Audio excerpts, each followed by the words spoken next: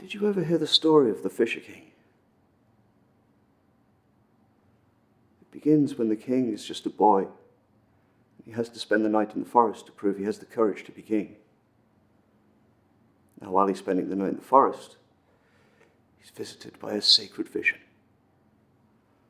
There in the fire is the Holy Grail, symbol of God's divine grace.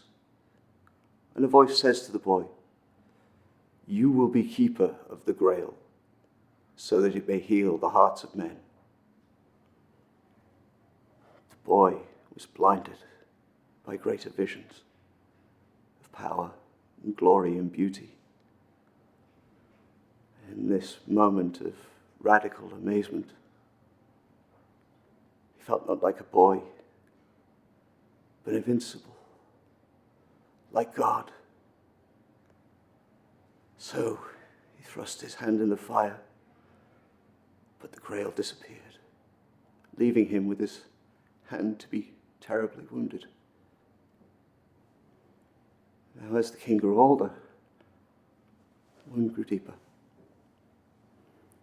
until one day, for him, life lost all reason.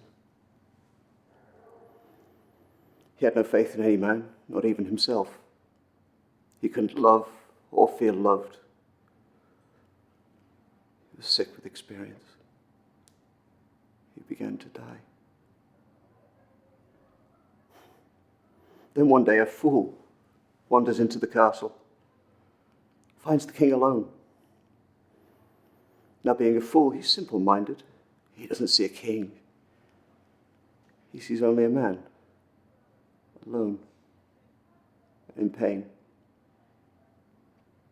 And the fool says to the king, "What ails you, friend?" The king replies, "I'm thirsty. I need some water to cool my throat." So the fool fetches a cup from beside the king's bed, fills it with water, and hands it to the king. Now, while he's drinking, the king realizes that his wound is healed. He looks down in his hands, and there is the Holy Grail, that which he has sought all his life. King says to the fool, "How could you find that which my brightest and bravest could not?"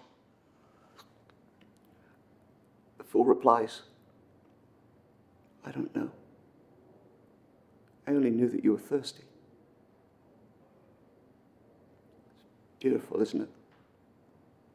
I think I heard it in a lecture once. It was a professor at Hunter.